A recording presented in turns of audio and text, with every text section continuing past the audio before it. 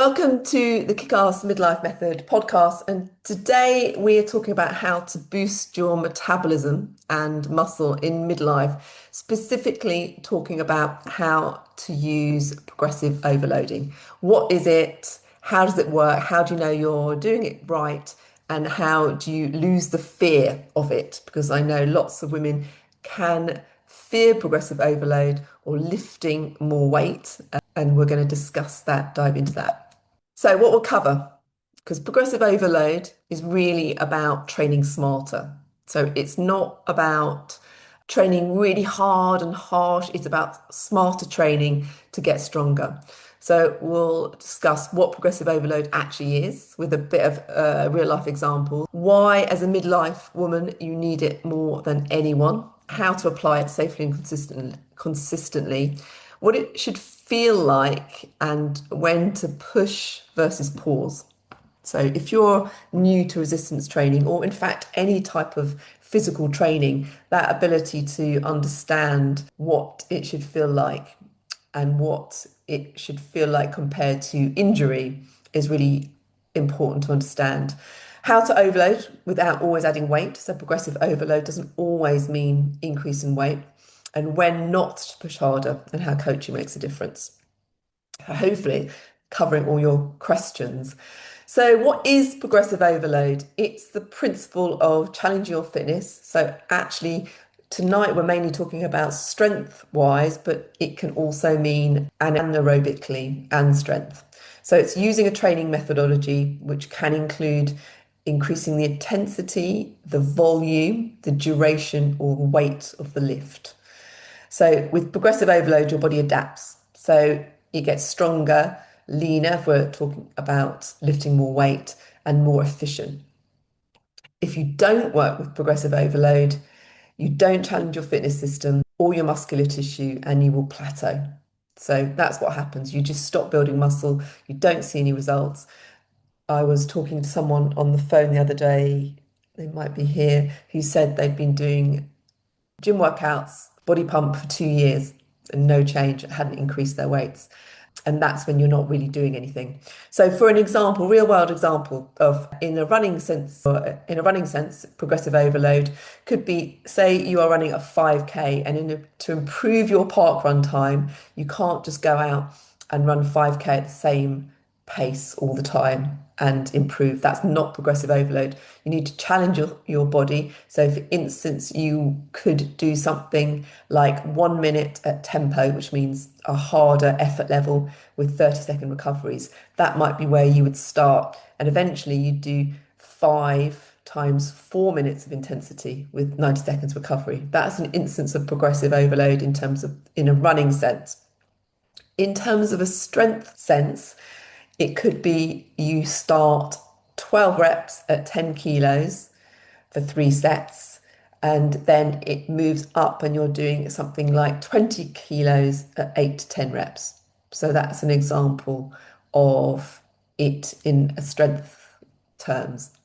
So rather than thinking of heavy, the way to think about progressive overload is that you're progressing. So it's progressively overloading your body to get it stronger and fitter, not just I'm going to go from lifting 5K to lifting 50K. It's about progressively overloading your body to challenge it. So why is it really essential in midlife? Well, according to studies in the National Institute of Health, we lose 3 to 8% of our muscle per decade after the age of 30.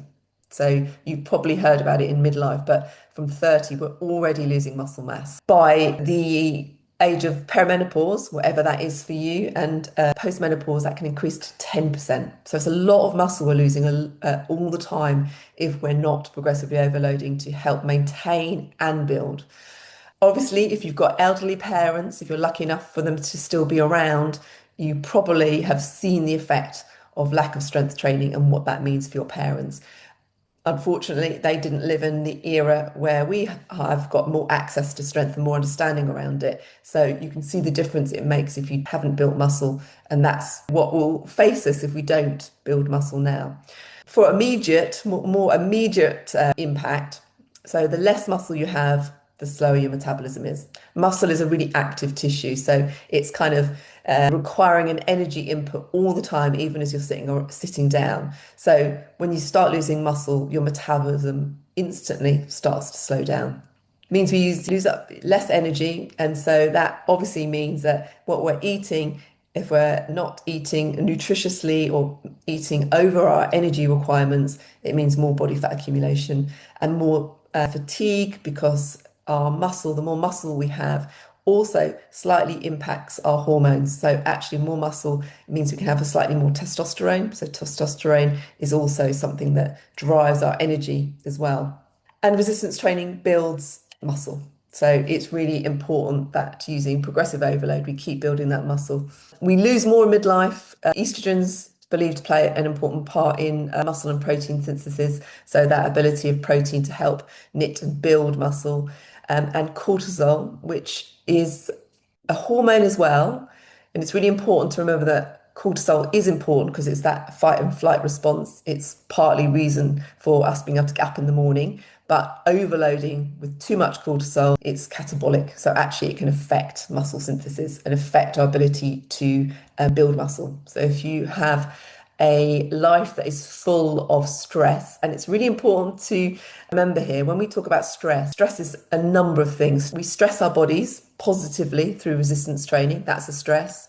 Stress can also be the food that we eat. So if we are stressing our bodies with potentially too much fast-release carbohydrates, alcohol, that's a stress on our bodies. Smoking. And then also it's not just talking about work or the impact of life. So stresses are a number of things. But basically, if you're not challenging your body, you're losing ground. So the goal of progressive overload is maintenance and growth. So does that, to make sure you're all listening, to give me a 2 if any of that's new to you, a 3 if you know all of that already. So 3 if you know it all of that so far that I've said, and 2 if some of that, even a little part, is new to you. So to most of you. So how to use it. So I've got a picture here of, I don't know whether Emma's here on the call, I don't think she is. So this is Emma, who came to our complimentary reset retreat in May. Emma picked up a kettlebell. I can't remember what she started on. 16, I think. By the end of our kettlebell session in that workout, which was only 30 minutes, she was on 32. So when I was talking about not just suddenly jumping, I'll explain why we jumped in a later slide. But to use progressive overload and prevent fear limiting you, which I think for some people on this call it does, which is understandable because you've not done much of it before. So progressive overload can mean a number of things. It can mean, to progressively overload and avoid fear limiting you, you're looking at adding reps, sets, resistance, or times that you build your confidence. So that's really important. How often should you increase your weights? Within the Kickass Midlife Method, we usually work, you'll have noticed, in a 4 to 6 week block. So you normally are following the same workouts for 4 to 6 weeks. And then we'd have a deload week. And that a deload week means a less challenging week or recovery week. Now, we're going to talk about that a little bit later, about what we're going to do in August, so that we're all, even though you're all following different programs, everybody is going to have a test week where they're going to test their limits in terms of how heavy they can lift or something that's going to progressively overload. And then they're going to work from that test for 4 to 6 weeks and have a deload week afterwards. But everyone's going to work on that same system. And this is what I was going to say about the caveat. So Emma went from 16 to 32 kilos. Ordinarily, I wouldn't get people to do that, but most women, and I'm talking about this from the perspective of how many years have I been coaching women, exclusively women, at 38, about 16 to 17 years, at least 12, well, actually all of that time, have done in-person groups. So I've had women of all different levels, mostly new to resistance training, and every single one of them ends up lifting too light because they're not experienced and they fear that they're going to hurt themselves. And actually, when I give them a heavier weight, they can all do it without injury with good technique. So that's the only caveat, that when I say ordinarily you wouldn't jump in huge big jumps like I've just done for Emma in that retreat, is because I know with my experience that actually the base that you're starting from for most women is too low, and you've underestimated just how strong you are. So in that case, if that's you, it's always worth trying a heavier weight first. If your technique is good. If your technique is not good, then you don't. If your technique is good, you try. All you have to do, you try a couple and you think, oh, that didn't feel too bad. Then you try a couple more and you just try and edge it up. And then once you feel like, oh, that feels like an 8 out of 10 effort level, then you do it with that, rather than starting off so low that actually for 6 weeks you're not really doing anything because you're not really making any impact. And the point of lifting a bit heavier is it's really empowering. So instead of fearing it, it actually makes you feel really good that you can do it. So start with small increases. Otherwise, if you think that you are starting from a really good base, or you do that little thing where I say you practice for 2 reps just to judge it, just to feel it, and that might give you a bit of confidence and thinking, oh, I can do 2. That's much easier than I actually thought. Then try another 2 with another 2 kilos. Go up, find your limit there, and then once you find that limit, start from there and then go with small increases after that.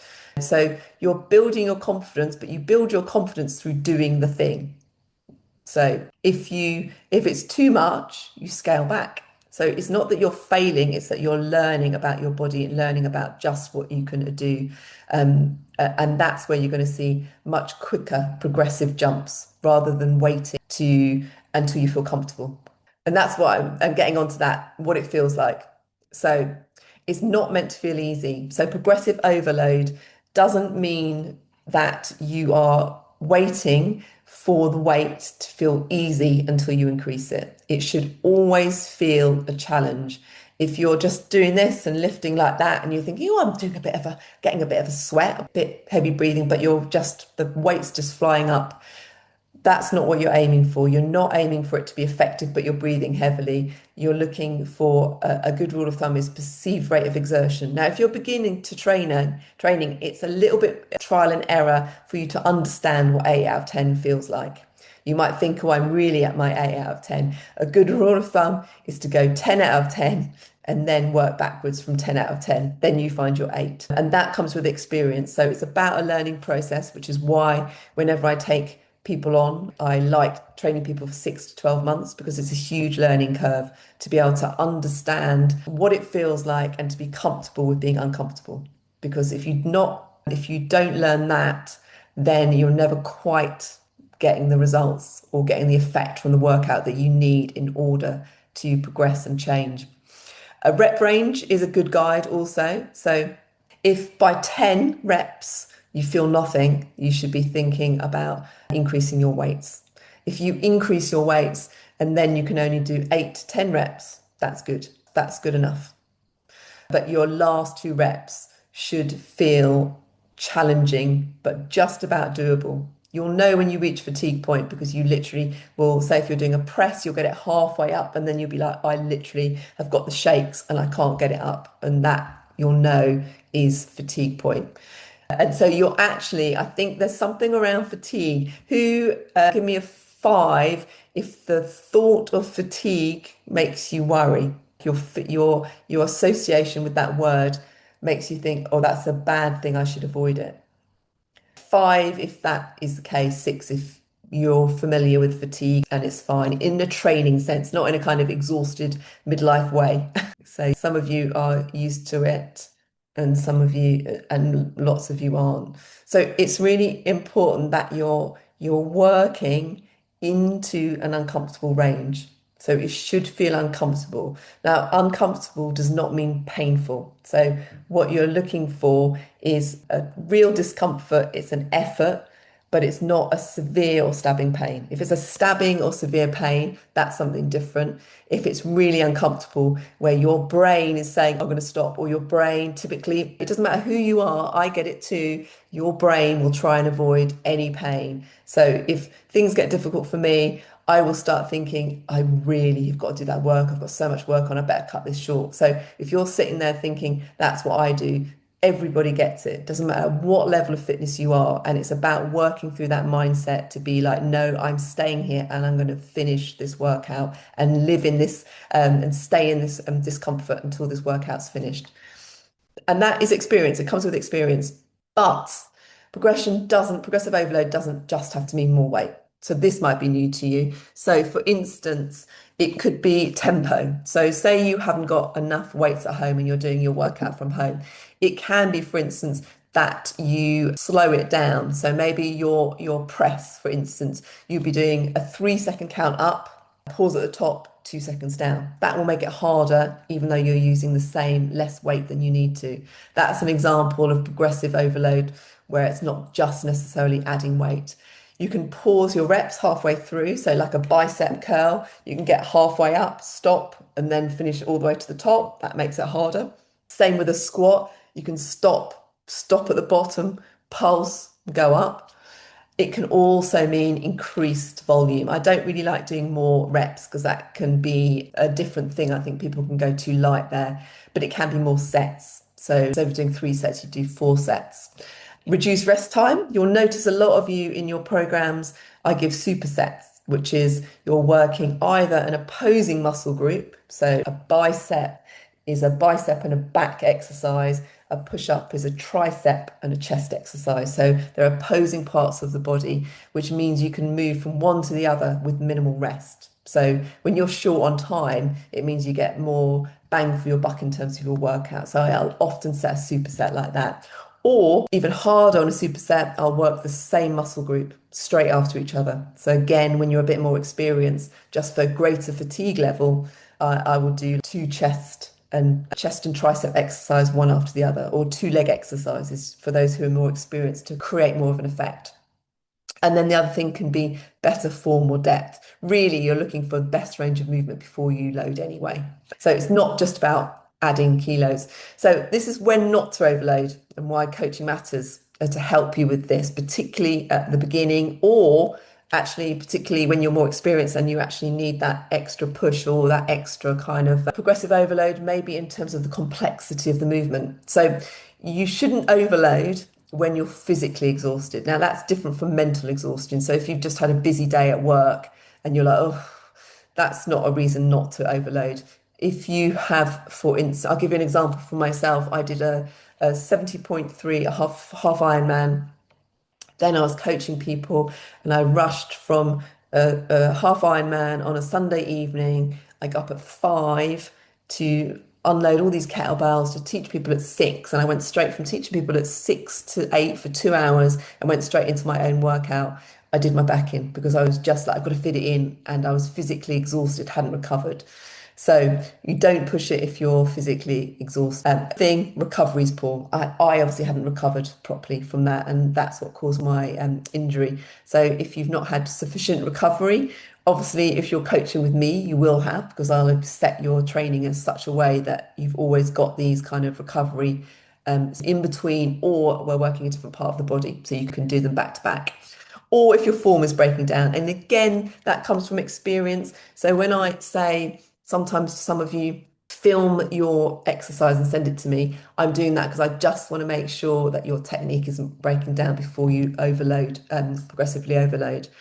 And then the more experience you get in exercising, the more, which is why you should ideally use a mirror when you're training. You know, stuff about, oh, why do gyms have mirrors? They're there for a reason, for you to check your form. It's not to look at yourself in the mirror, which is what a lot of women, to have thought about and why they didn't like mirrors. But actually, they're there for a reason. It's for you to check your form. So say if you're at home and you're working out and you haven't got a mirror that you can do it in front of, I would also say set up your camera on a tripod, or your iPad on a tripod, and video yourself like that it faces you so you can see yourself, and then also you can go back over your technique and just check. So it's a really good way of just checking your technique, being a bit more kind of your training as well, and taking a bit more ownership of it. Obviously, as a coach, I will also know when, even though I'm doing online, I know when to push people. I can see it, which is why it's really important that you do those comments on your coaching forms and also after your that you had give me that rate of exertion, that little wheel that you get out of 10. So often when I see a 5 out of 10, a 6 out of 10, 4 out of 10, that's why I'm coming back to you and saying, why is that a 4 or 6 out of 10? Because it often means there's not enough there. Now, you could be saying, I'm not sure about my technique, and that will be like, okay, that's why I want to see your videos just to check first. To pause. So obviously, again, I can see in training load, for instance, Marianne, who's started with me on a 20 kilo deadlift, was at 90 kilos, 12 weeks of a deadlift. So that's what I mean about progressive overload. She'd never done much training either. She was a herbalist. So someone who traditionally was like, I'm not a gym person, I don't get it, why would anyone do that? And went from 20 to 90. So for her, I was like, okay, there's going to be a deload week, it's going to be a pause week before we build again to go heavier than that. Because obviously a 90 kilo deadlift is a significant amount. Like I think that was about more than her body weight. So she's lifting way over her body weight. And remember, progress isn't linear. So you work with someone who understands that, and so that when you have will, because of sometimes it becomes quite fearful every time you lift something really heavy. You have to really yourself up. So that can be quite difficult. Just because of work, you don't always instantly just keep loading and it just keeps going up and up. Sometimes it doesn't work like that, but it's about with someone, particularly at the beginning, the more experience you get, to make sure that you're progressing. And that's it. So just talk a little bit also about what we're going to be doing in August. Even though some of you might be away in August, doesn't matter. You can do the test week, and everyone will be on a test week for their program on that beginning week of August. That will give us parameters, each of you parameters in which to work for the next 6 week, 5 weeks of your block. And then we go again and move that into phase 2. So everyone will have a test week, a deload recovery week all together. And then everyone will move through on their own training plan specific to them, but with that phasing. So it will just help, I think, sync people's, the group, so that you feel like on that real test week when it's going to feel like, oh my God, I've got to really push. You won't feel so alone because everybody in the program will be pushing as well at the same time and all having that deload week. So thanks for joining. And I hope that has been really useful and given you some ideas around your mindset around progressive overload. Because obviously sometimes it's not the physical, it's actually more often the mental to progressive overload that people from lifting heavier.